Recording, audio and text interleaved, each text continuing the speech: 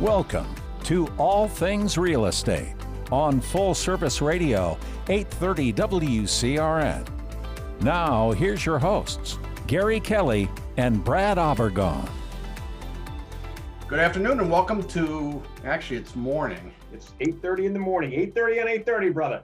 Oh my God. Well, it's afternoon when we're recording it. The secret's out. We're recording this the day before St. Patrick's Day. The station doesn't like it when we say when we record these things. They're supposed to be timeless, but it's the day before. You know, where were we a year ago, Brad? Where were we a year ago? We were probably in the studio recording at that point, right? No, I think we were. And I think we're celebrating the 1-year anniversary of the 2-week shutdown. Exactly. Yeah. Anyway, I'm Gary Kelley. I'm with RE/MAX Executive Real Estate. And who are you? I am Brad Avergon, Senior Loan Officer with Envision Bank and Mortgage. The way you say senior, I feel like I need to get you a cane. Yeah, exactly. It used to represent some sort of, seniority. I had experience. Now I think it just represents my age.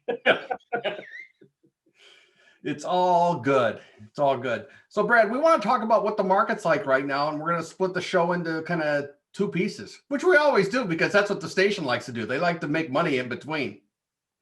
Yeah, it's been a crazy market for sure, Gary. It's been a crazy year followed by a crazy market. The thing right now is if you're a buyer, it is a frustrating experience. It just is. I would love to say otherwise, but it's not. If you look at the inventory, which one of the things that we do like to look at is inventory, we're basically at 50% of where we were last year, and we had not paused for COVID or fallen off the cliff or whatever analogy you want to use a year ago. So we're running at roughly half that level with still very good interest rates. And what I'm seeing is that homes are still selling at the same pace as they have traditionally. So what that says to me is that homes are getting gobbled up in the marketplace very quickly. So if you're a buyer, a couple of things. You may have to put in multiple offers to get one property. Okay, I'm not saying you put in multiple offers on a single property, but you may not get the first property you look at. Did I screw that up enough, Brad? Oh, yeah, I'm with you. I'm with you. Hopefully our audience is as well. The other thing is that because of this, people are doing what I consider to be very aggressive, borderline crazy things in the marketplace with offers. I've got an offer to purchase real estate here. Let's go through the major sections and put everyone back to sleep on Sunday morning. The major sections of the offer are the purchase price. That's important. How long the offer is good for. That's important. Purchase and sale agreement, because in Massachusetts, we're a 2-part state. So you do the offer followed by the purchase and sale. The fourth thing is, when's the closing going to take place? That's important. Who's going to hold the money? That's important. And then you get into contingencies, mortgage and inspections, 2 contingencies on the current form. And then we get into some, who's told you about the house, et cetera. What that prompts people to do, in my opinion, is be very aggressive with their offers. They, generally speaking, are going in over asking, not all the time, but often. And as you look at how to distinguish your offer, a lot of people are dropping the home inspection to the ground. I don't like that. I'm not going to say that we've never written an offer that didn't have a home inspection in it, but my company has a form that's the Gary is an idiot form. I think we've talked about this before. Yes, it's one of my favorite clauses. Okay. And let's go through that form. I can't provide legal advice. I am not a home inspector. I can't talk about the structural condition of the property. I can't talk about the condition of the roof. It goes on. There's 16 things I can't talk about. Right. Okay. And so if people are waiving the home inspection, what does that really mean? So there's one company that's now come out and they will do an entire inspection, high points only, in 15 minutes. So your agent schedules a showing, they send in 2 people, they run around, they take pictures, and they give you a report at the end. That's pretty darn fast. What sort of liability is there, Gary, for that report? Well, yeah, that's a good question. Okay, I don't know the answer to that. They are charging what they would normally charge for a full inspection. So I got to believe that they still have some liability. However, I got to believe that they put in a lot of wiggle words now. Okay. Yeah. So there's that. Some companies are saying after you've closed on the property, we will come back and we will do a thorough home inspection for you. Okay. Horses out of the barn at that point, I would imagine. I actually said one home inspector that I'm friendly with said that this is what they were doing. And I said, well, all that's doing is telling people how stupid they were. Okay. It's really not helping them with what they're trying to achieve. So that's a problem. So, home warranty, that's one of the things that starts to come into play. Do you put on a home warranty as a way to keep things on the straight and narrow? Gary, let's pause for a second because I want to talk about that, because there is so much anxiety going into a normal purchase that it's a standard transaction, not in this crazy market we find ourselves, that buyers are faced with. Things tend to snowball. Everything's fine when it's a pre-approval. We get them pre-approved and they're out looking and it's all great. And then they go to put an offer in and everything happens fast. The offer goes to the inspection, goes to the purchase and sale, and the mortgage commitment. Everything's happening. Add to that the craziness of the market and the bidding process. I think a lot of what we have to do is school folks going into it that this is not going to be necessarily a smooth ride in their carriage. This is going to be a little bit of a bumpy ride. We're in a very challenging market and they need to mentally be prepared for that. They're not, yes, is it possible they could get that first home they put an offer on? Sure, it's possible. Is it probable?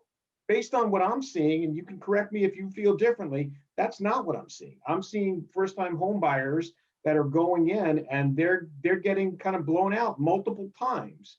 And so preparing them mentally for what they're going into, I think is really, really important. That's the first step. The second step is advising them along the way. And one of the things you talked about are the 2 out clauses in a contract, escape hatches, I call them. One is the home inspection and the other is the mortgage contingency.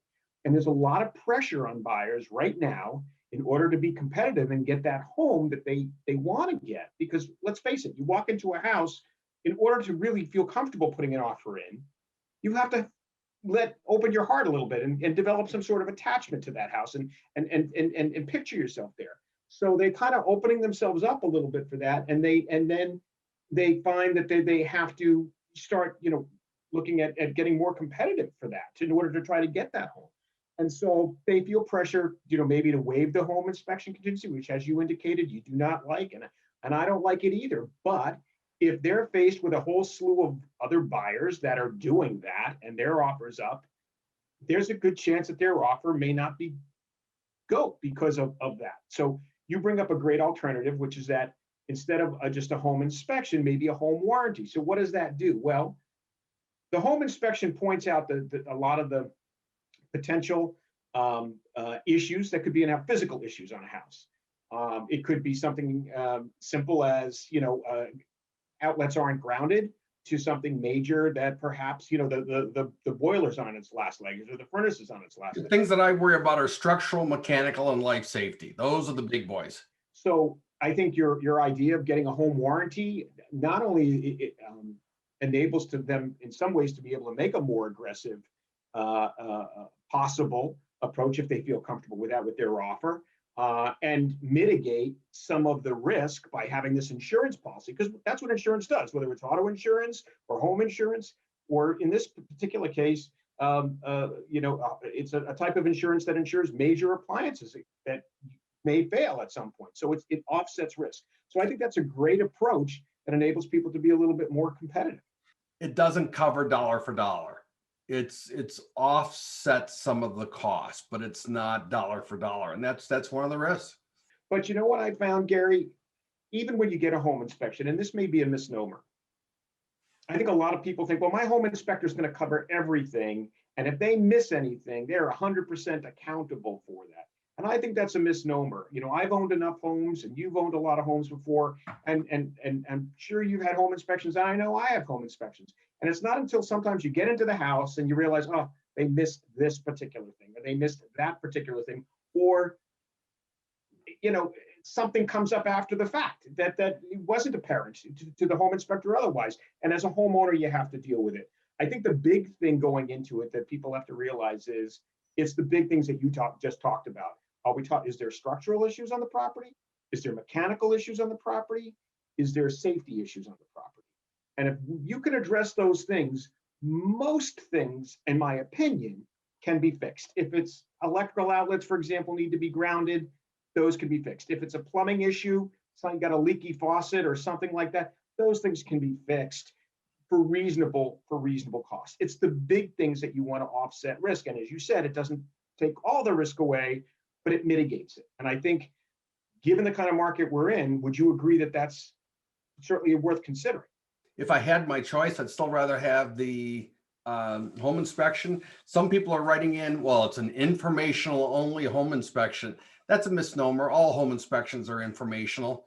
Okay. What they're really trying to say is we're not going to go back and renegotiate anything. Right. And that's a misnomer too, because if they find out that the building is about to slide into the river, then they're going to come back and say, we don't want the house. Right. And then the other agent's going to say, well, what would it take to have you keep the house? Because there is a price at which keeping the house, even if it's going into the river, you now have waterfront. I mean, there's a reason why some of that stuff makes sense. You have an in-ground pool. Exactly. You're absolutely right, Gary. There are times that it does make sense, but I think that's where the education part, and I think that's where we're having the right team of people to kind of guide you and advise you along the way. I think that makes all the difference in the world. I think it's probably more important now than it ever was before, because, you know, they're going into a little bit of a battleground. I mean, you're seeing, you know, lines of cars. You and I have talked about this in previous shows. Lines of cars around the corner. Police details having to be called in to wave people in through the property. And then on top of it, it's not just lookers. You know, for the listings you've had, how many offers are you seeing on these properties, whether it's listers or buyers? The last few. No, we're definitely seeing anywhere 6 to 12. So and the property with that the police got called on, they had 61 offers. So it's crazy. And so, you know, whether it's 6 offers, 12 offers, or 61 offers, you know what? That's a lot of competition. And so building that team that can put you in your best light, yet explain to you what you're doing, right? You don't want to just, I mean, honestly, Gary, I've had people say, you know what? Is it okay if we waive our mortgage contingency? Well, it depends. Do you have enough cash that you want to buy this property today? Because if you're not, there's a good chance that seller, if you waive your mortgage contingency and you don't get a mortgage for any reason, not because you didn't qualify, but because maybe you get laid off at the last minute. Maybe the house doesn't appraise, whatever it could be. If you don't get your mortgage, that seller is keeping, and there's a good chance, I can't guarantee it obviously, but there's a good chance that seller is going to keep that deposit. Right. And at purchase and sale, you're often talking 5% of the purchase price. On a $400,000 home is $20,000. A lot of money. So Brett, I want you to stop there. Let's take a break and let the station make some money, and we will come back and we will talk about what sellers do in this marketplace. You've been listening to All Things Real Estate on Full Service Radio, 830 WCRN.